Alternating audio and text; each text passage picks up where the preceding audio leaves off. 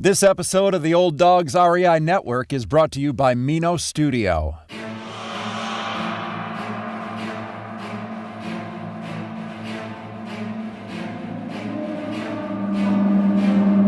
In a world where jobs are how most people make money, one man, one desire, one challenge dares to break the mold. Welcome to the Old Dogs REI Network, where we don't work for money. Money works for us. Coming soon. Viewer discretion advised.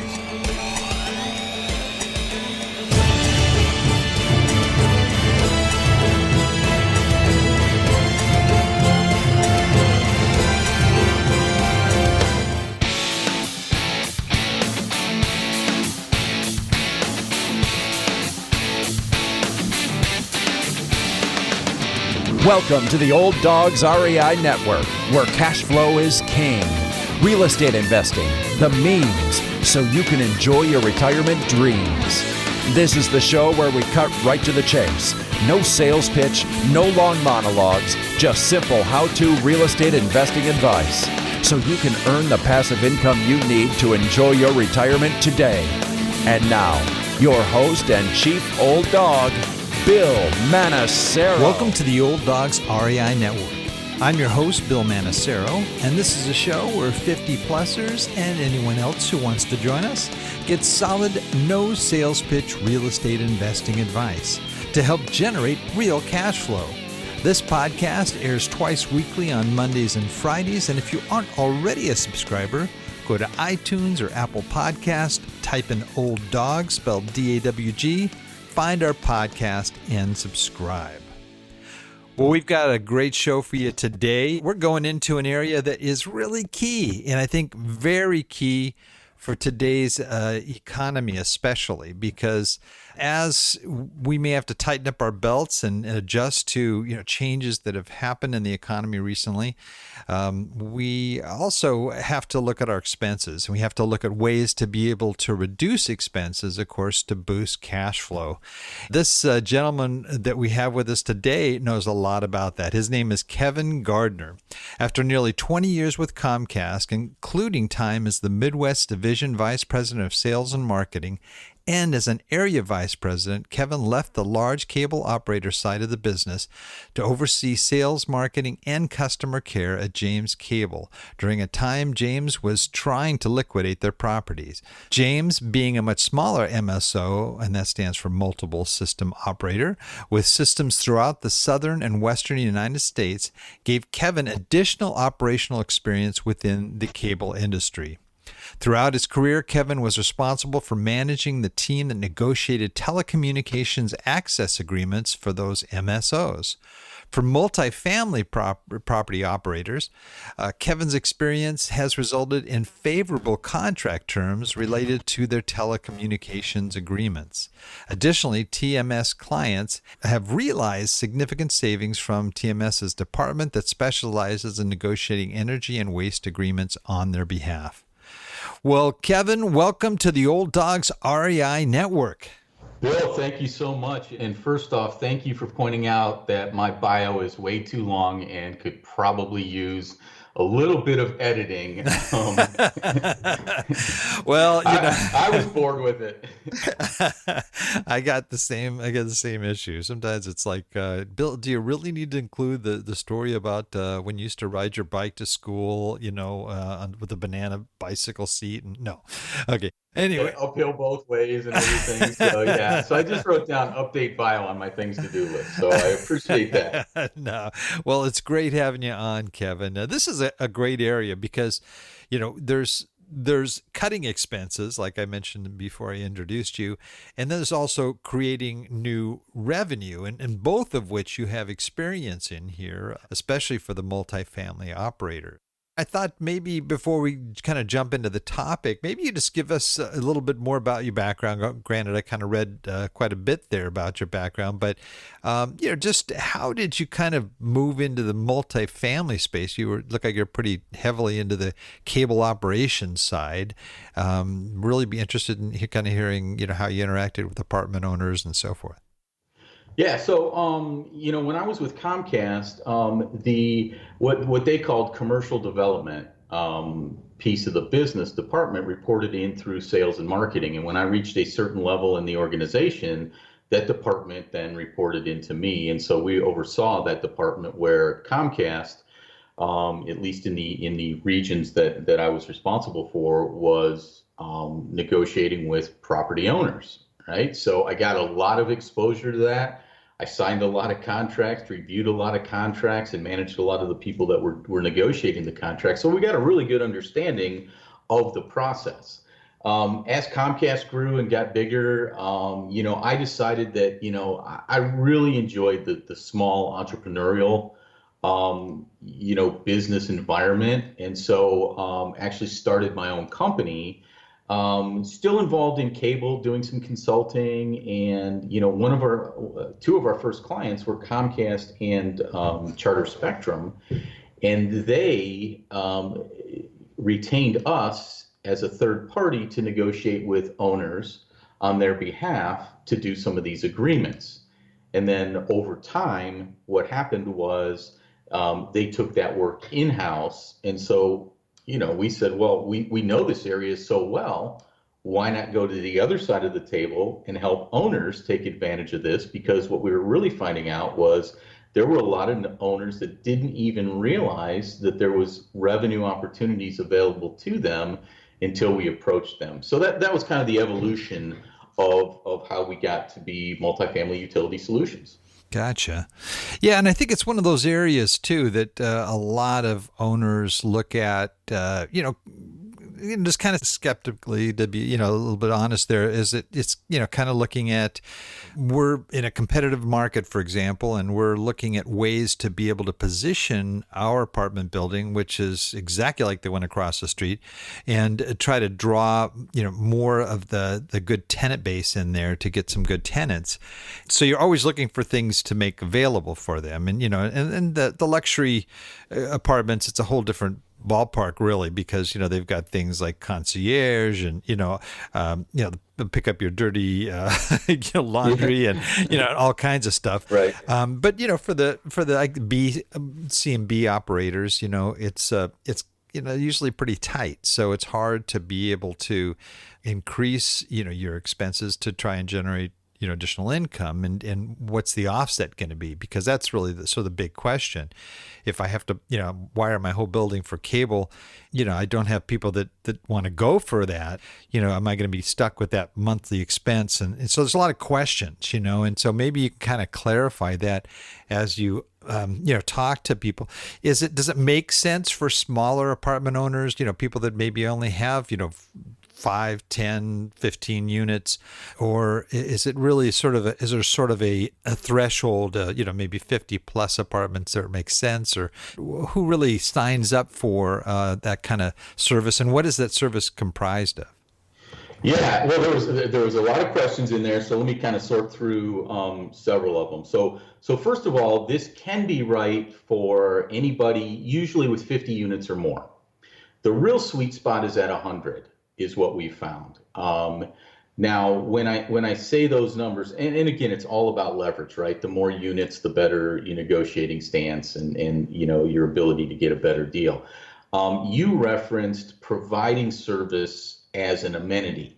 That is one option, but there's also a way for you to generate revenue through a different option. So there's really two types of contracts that the property owner can enter into with the cable company. The first of which is what you referenced, which is called bulk build service. And that is where, let's say I have 100 units. I go to Spectrum and say, I want to provide this service. I want to provide cable TV and internet as an amenity.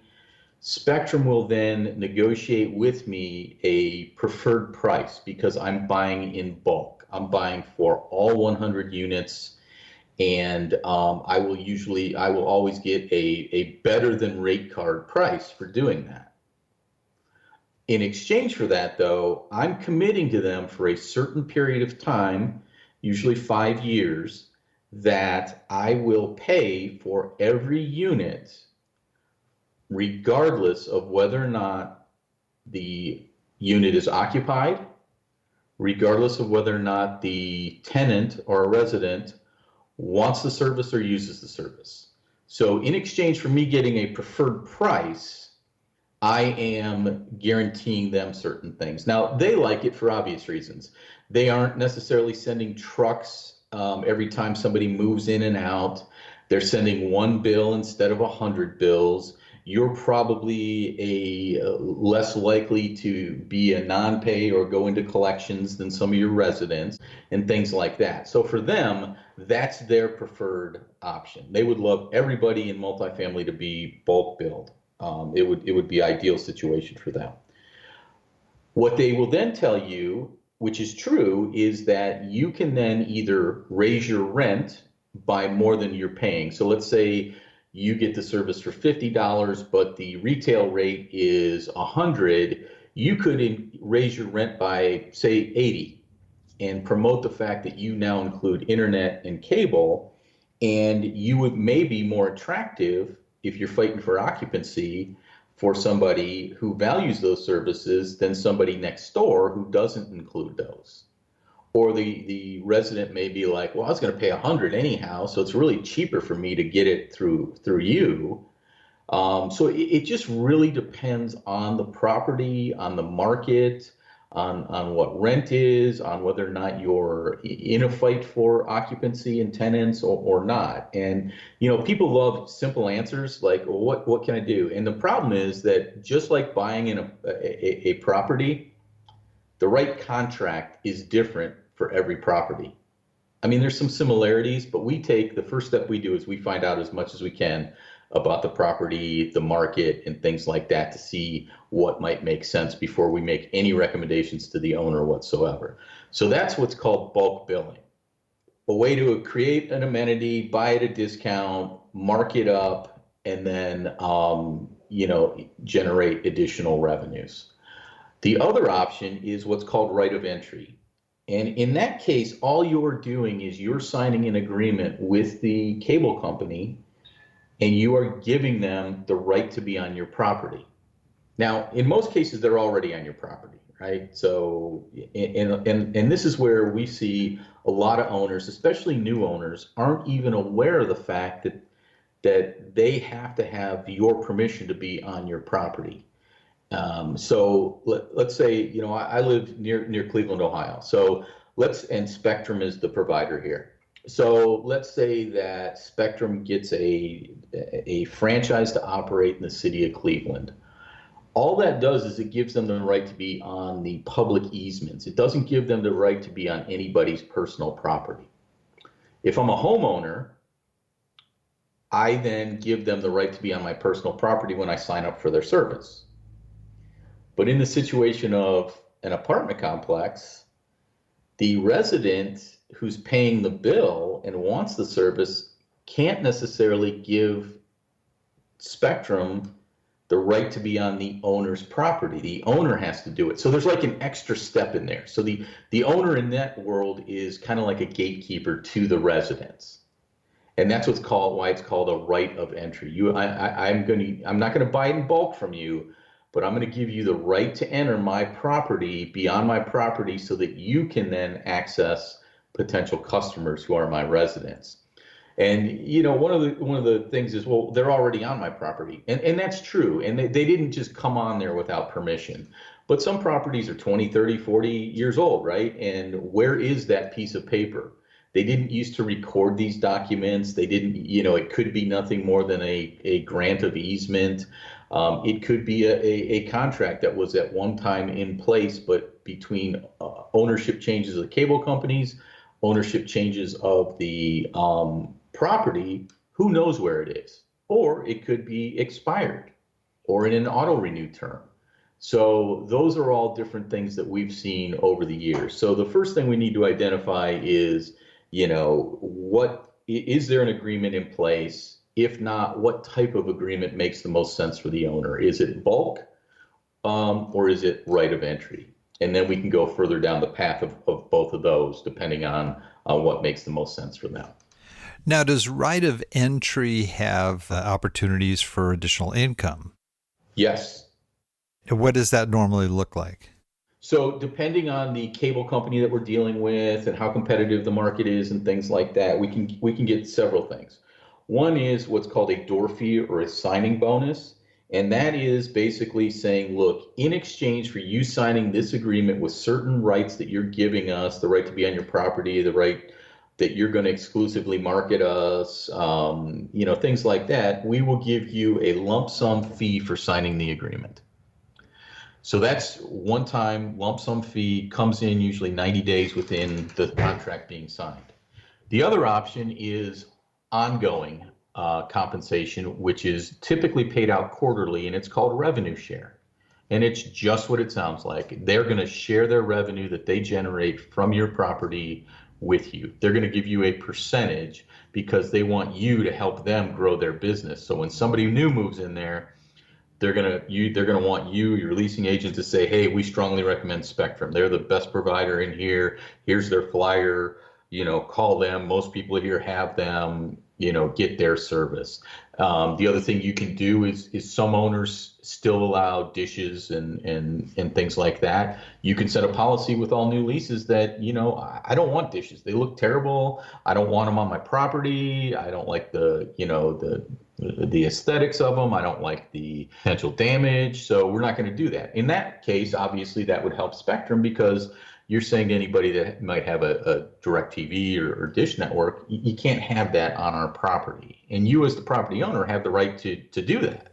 Is that the case in all municipalities? I mean, I'd heard in the past that you couldn't restrict people with Dish networks. Is that something that you'd say is across the board? As an owner, you have the right to do that if you have an existing arrangement with a cable network?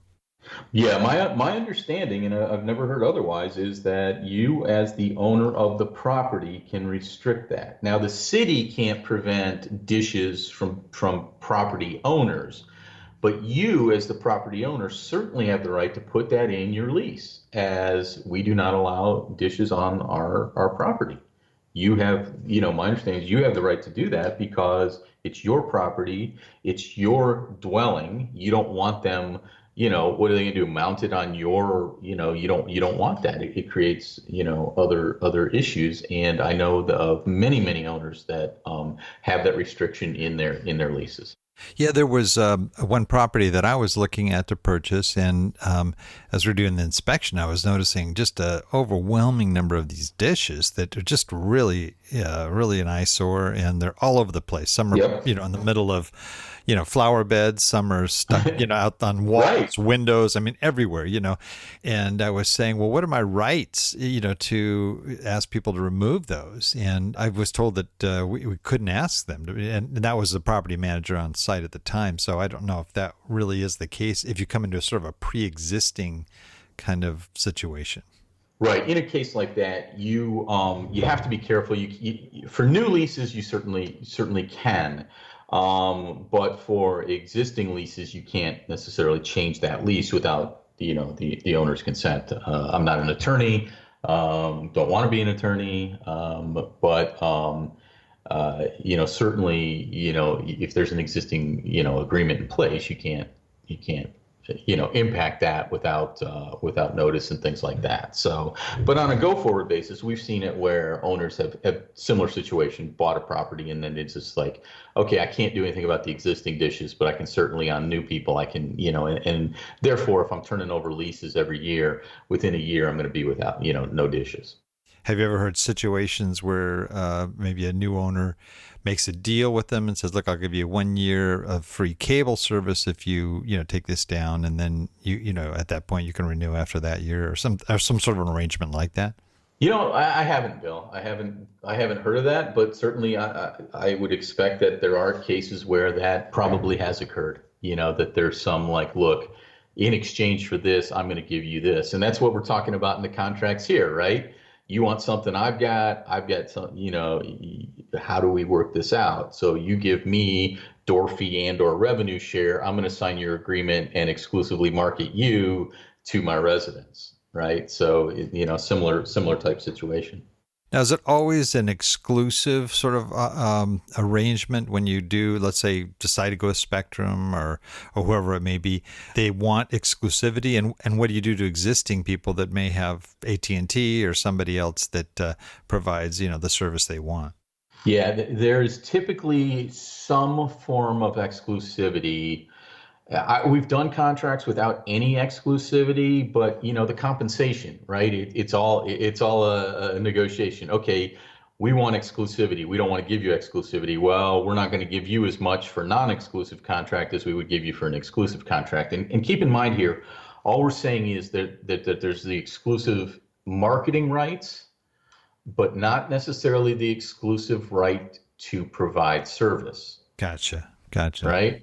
So you can still have other providers in there. You're just kind of promoting one over another. An exclusive right to market simply means that of all the things that you can control, you promote only them. So if you've got Spectrum and AT&T and T, and you've got an exclusive marketing agreement with Spectrum, you if you're going to have a pool party, for example, or if you're going to have point of purchase materials in your office, or if you're going to put somebody on your website, those are all things you can control. That's Spectrum only. You can't control whether or not AT&T sends direct mail to your residence. You can't control that. So that's out of your area. That doesn't fall into the exclusive marketing rights. You mentioned the bulk and sort of the ongoing types of arrangements. I know it's difficult because prices are going to vary from market to market, but you give me a rough idea, like what a bulk contract would yield dollar wise as opposed to revenue share. Boy, I really hate to be put on the spot because every deal is different for so many reasons. The more units you have, the better you can negotiate, right? If you're negotiating for a 400 unit property versus a 50 unit property, the numbers look a lot different.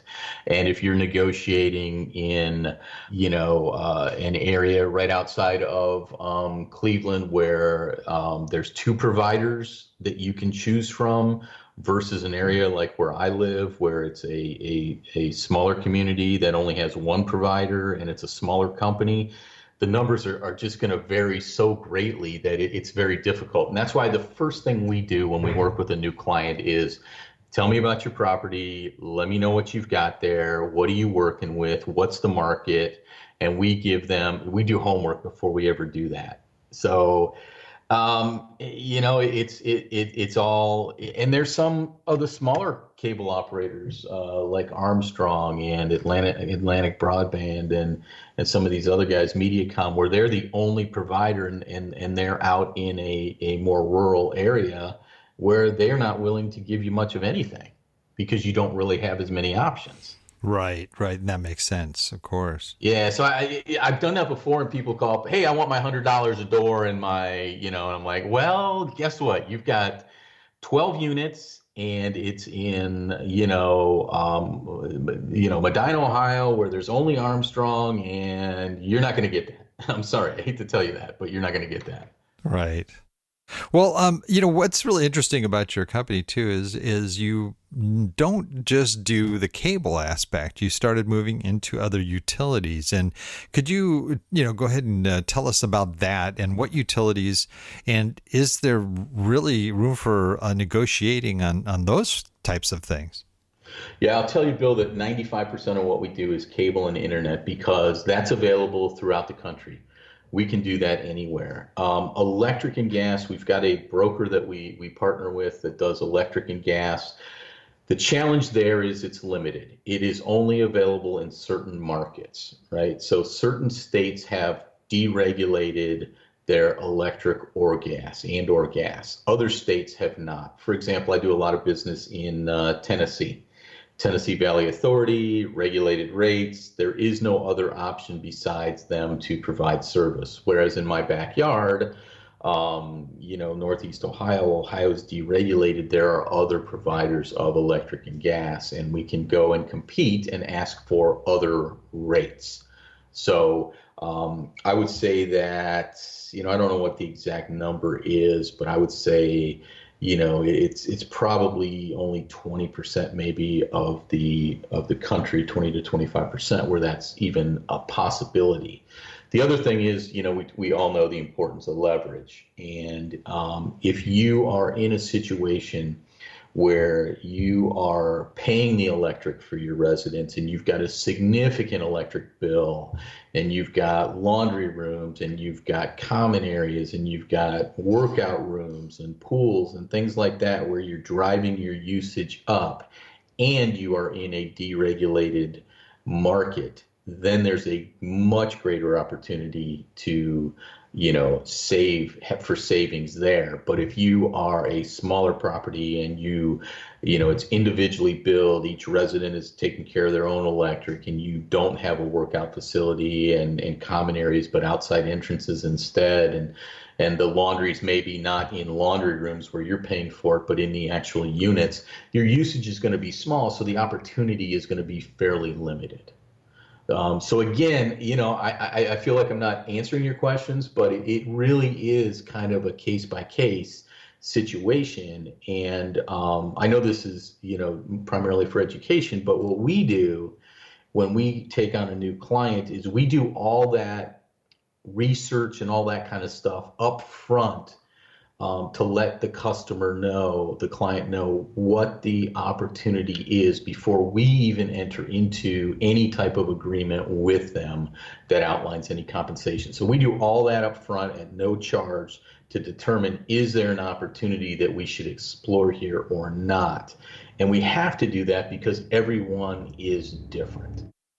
Great. Well, that's good information. What would you say are some of the sort of common mistakes that people do? Maybe they're trying to do this themselves and just, or maybe they're totally missing opportunity.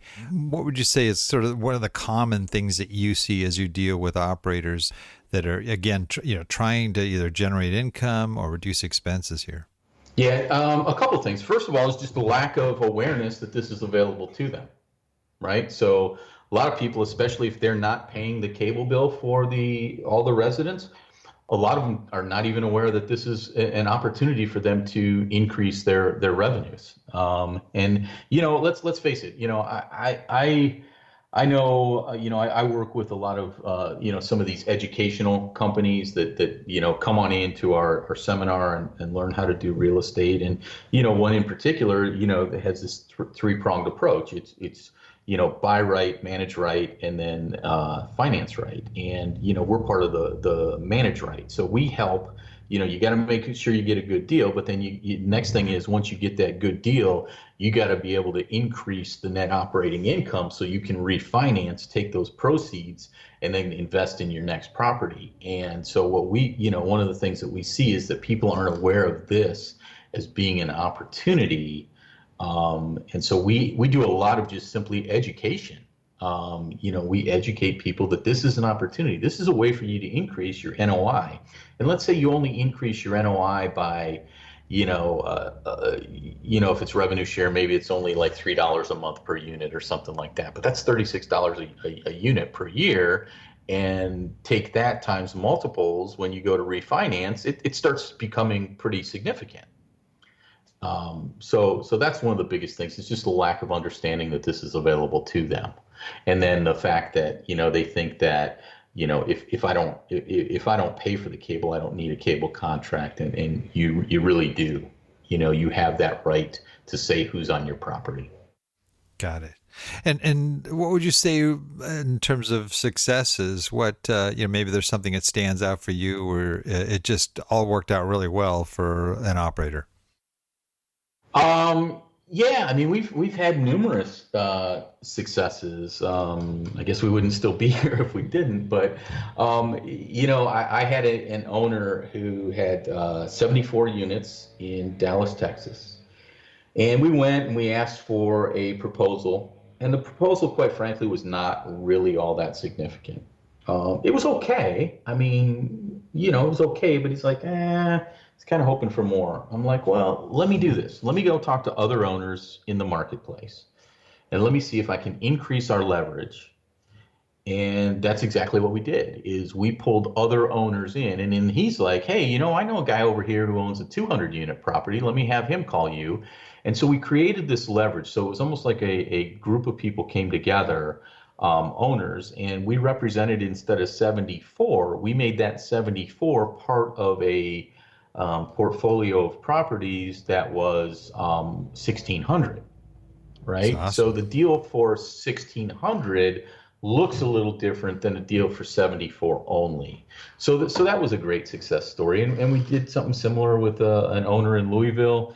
They had 92 units, 92, 94 units, and we didn't, just under that 100 threshold. And so it's kind of like, well, I'm going to be buying some other properties in that market. Why don't we wait? And that's exactly what we did. We waited until they closed on two more properties. We got the total count up to about 200 across three properties, and we got a much better deal. So, those are a couple of success stories that we've had recently.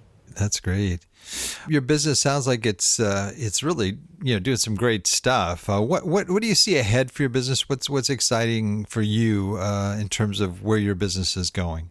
Well, I think it's growing. People are becoming more aware of this. We're getting newer buyers into, into the world of multifamily investing. So they're doing more homework. They're more online savvy, I think, and things like that, where, they're doing more research. But, like anything, the pendulum swings back and forth. I'm seeing that the minimum number of units required is going up.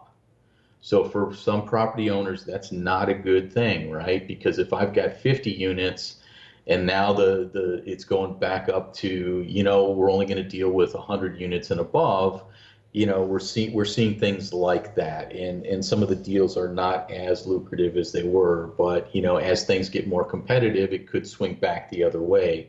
But that those are some of the things that are going on in the business right now. And I think you mentioned earlier, why can't people do this themselves? They can, just like I can, use YouTube and try and figure out how to change my oil or build my own website, or God forbid, these days maybe cut my own hair or something like that, right? I could do all those things, but I'm not a professional. I don't know what the outcome's going to be. I don't know how to do it. It's going to take me a lot of time to figure out how to do it. And, why not turn it over to the professionals that, like me, am I better off taking my car in and letting somebody else change my oil and taking an hour that way? Or am I better off trying to take probably what would take me 2 or 3 hours to try and do it myself, when I can take those other hour or 2 hours and devote it to something where I'm the subject matter expert, which is cable and internet contracts. So I don't know, but that's just the way I look at it. When I'm making decisions in my life, do I want to do it, or do I want to have somebody who really knows what they're doing do it? Sure. Now, you mentioned, cable and internet contracts. They are very different. It's interesting that some people just exclusively go with the internet, and they'll just do live streaming or other things to get similar services, cable. Do you see, more people moving in that direction? Like, I mean, AT&T, I guess, offers both, but I know, there's a fair amount of people out there, other operators I know that just do the, hey, we offer, everything on Roku, and that's it, and then they only have that Wi-Fi operation that they have to pay for each month. Right, and yeah, you're right. So like Comcast, Cox Communications, Spectrum, they all do cable TV and internet, and that's the same contract and all that kind of stuff. And they've been doing cable. See, cable, I guess I'm old enough to remember when there was cable and there wasn't high-speed data service, and cable used to be a very, very lucrative, high-margin product. And then things changed. people started adding, hundreds of channels, and those hundreds of channels cost more money, and you couldn't push up the price enough to continue to have the margin you once had. So that margin has gotten squeezed, and that's why people are now focused on, I've got this wire in the house. I just want the internet. The internet is where the profit is. I got to have that pipeline. And honestly, there's certain cable companies out there that they could care less whether or not you take their video service, because it's almost gotten to a break even for them. Now they want the internet service because that's where the business is going, and things like that. So, but yeah, it is definitely, the cord cutting is the term for getting rid of cable and taking like a Hulu or a Sling or Netflix or Roku or whatever the case may be.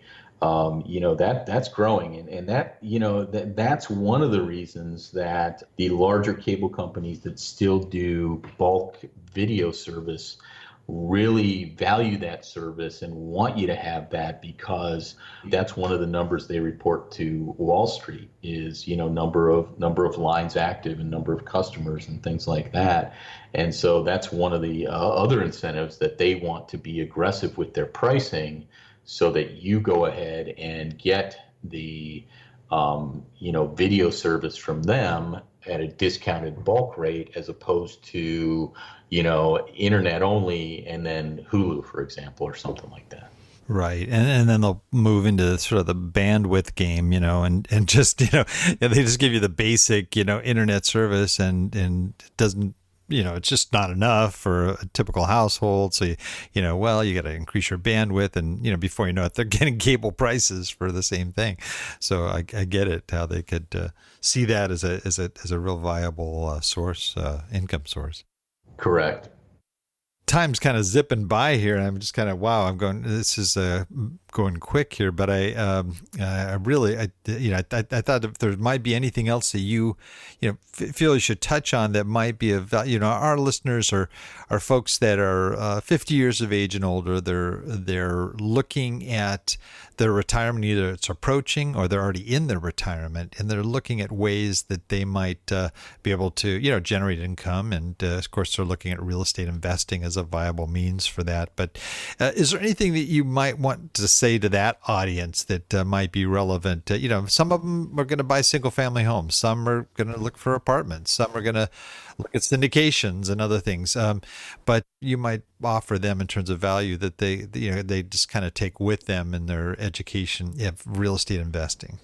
I saw a podcast from somebody who does a show, obviously probably not as good as yours, Bill, but does another show. And they were talking about the fact that they didn't start investing until they were over 50.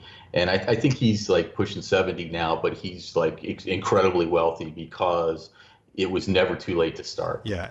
And that's the truth. Even if you're 50 to 55, it's not too late to start. Used to, 15 years from now, you could have this huge portfolio and create and amass an incredible amount of wealth. And this guy is one that of the, numerous people that have done it. And I just took that away from his message as well. Well, even look at your own, 20 years in the cable industry. I mean, I don't know how old you are, but you might be approaching the big 50. I qualify for your show. All right, yeah, and you started your own business. So I mean, that's pretty bold. That's something I think a lot of folks are looking at. There's a lot of folks that listen to our show that really don't even see retirement or understand retirement. They want to just keep going and keep doing things, whether it's a work or whether it's hobby or whether it's just full-time investing.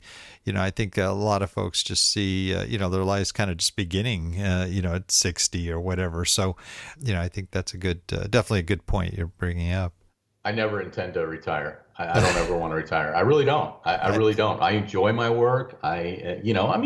Not 100% of the time everything's smooth and like, wow, there's nothing better I could be doing in my life or anything like that. But for the most part, absolutely, I enjoy it and have no desire to retire.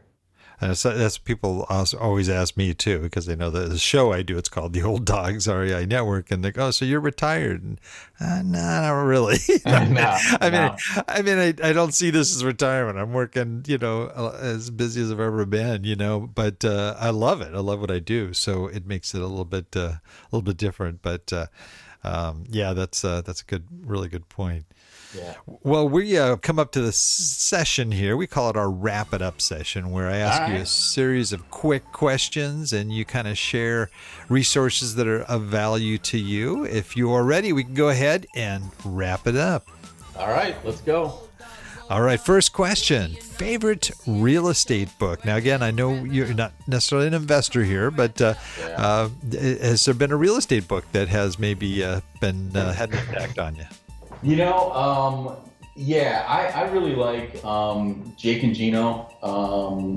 Me too. We've had them on the show. They're great guys. Great guys. They're clients of mine. I participate in their conferences, and I just think they just kind of like make it straightforward. It's just common sense. It's just easy to follow. And maybe that's what makes it appealing to me. But the honeybee book that they just wrote, and then the new one, Wheelbarrow Profits. I enjoy both of them. Easy reads and very educational. So I definitely recommend their stuff. Oh, that's great. That's the first time that one's been recommended, but I've heard great stuff about it. So yeah, it's great. Yep. How about just general business book? I've got two of them that I've really enjoyed, and I know a lot of people kind of go to the same go-tos, but there's two that have really stood out for me that are, I think, a little bit off the beaten track. One is called "If It Ain't Broke, Break It."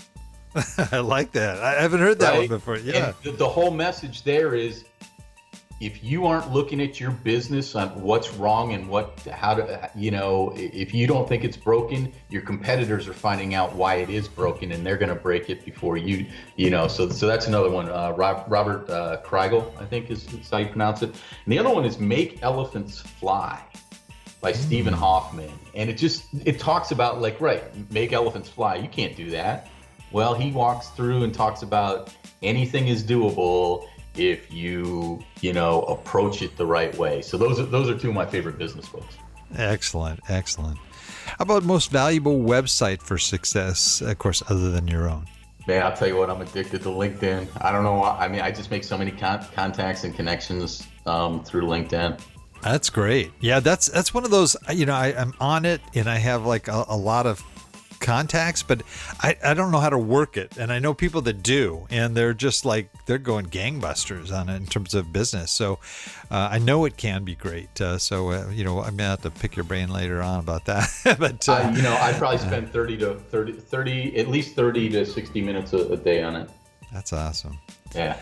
How about a favorite app? Anything on your phone that you use on a regular basis? I default to Facebook. I'm not going to lie. I still follow things there. Not only on the business side, but I just really enjoy seeing what my friends and family members are doing. I don't do any of the political discussions on there, and if anybody starts getting too political, I'll not follow. I go there for, I love to see success stories and friends that are experiencing great things.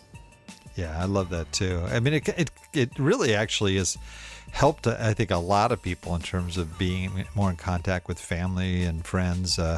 It's great. It's great from that standpoint, definitely. How about favorite quote? Just like on the book thing, I mentioned two. I've got two quotes, and I can't discern one over the other. The one quote that I absolutely love and aspire to is by T.S. Eliot. It's only those who will risk going too far can possibly find out how far one can go. It's great. Love that quote. And Back to the World of Sports, a John Wooden quote, really, really means a lot to me. And it is things turn out best for the people who make the best of the way things turn out. I love it. He's got some great quotes. He does. I've read his book. I've read his book too, and it's just like all his quotes and everything like that. But that one just stood out to me. So those those are my two favorites. Very cool. Well, this one we ask generally our real estate investors, so you can buy out of this one if you want to, but it's I'll ask you anyway. So if you lost everything, your business, boom, you're just like you all your assets are gone. All you have is $1,000 in cash in your hand. What would you do with that $1,000 to restart your business? Now, again, this is knowing what you know today. Okay, so you've been doing it for a while. You have some experience. What could you do with that $1,000 to sort of jumpstart that and get it going again? Oh man, Bill, I'm going to have to plead ignorance because most of the things that we do to generate more business are work on LinkedIn and network and things like that. A lot of things that don't cost money. Well, maybe that's it. Then that could be it. You might not even need the $1,000. I mean, maybe if you had to buy a computer or something, but something like that. If I didn't have a computer, I would get a computer and get online. Because more than anything, I'm networking all the time using LinkedIn and Facebook and email and great podcasts like yours. That's what it's about more than anything for me. Awesome. Well, I am sure that there's a lot of people listening here that are intrigued by what you do and the service that you provide. What's the sort of the best way for folks to get a hold of you to find out more about what you do and maybe ask questions? What do they do? Yeah, so our company is Multifamily Utility Solutions, and our website is simply multifamilyutilitysolutions.com. My email is kevin@multifamilyutilitysolutions.com. So my phone number's on there. We answer questions. I talk to people that I never end up doing business that are educational. I talked to a guy 3 years ago who had a fourplex. I saw him the next year at Jake and Gino's conference, and he was up to 24 units at that point. And in the last year, we've done, he's up to about 300 or 400 units, and we've done work for him now. But, we talk to people because we're in this for the long term. We're in this for long-term, relationships. So I don't mind talking to anybody for 15, 20 minutes and just educating them on what we do and things they should be looking for. I'm sure you'll get some takers here. Sounds good. Wow. Well, man, time has just like zipped by. Man, my apologies there. No worries. I didn't even realize what time it was, man. It's just fun. It's just fun talking. It was, very enjoyable. Well, we have a tradition here at the Old Dogs Network, and I don't know if you read all the way down on your notes that I sent to you, but all of our guests get to close us out with their, we're called the Old Dogs REI Network, right? So you get to give us your best old hound dog howl to close out the show today. I will admit I did not scroll all the way down to see that, but the fine print, Yeah. I wonder. That is down there. I had to increase the, but we'll do our best. That's all we can do, right? All you can do is all you can do. That's another good quote for you. I love it. Is there a cue? Is there a countdown, or are we doing this You together? just do it. Want me to howl it? All right. It's all yours. All right.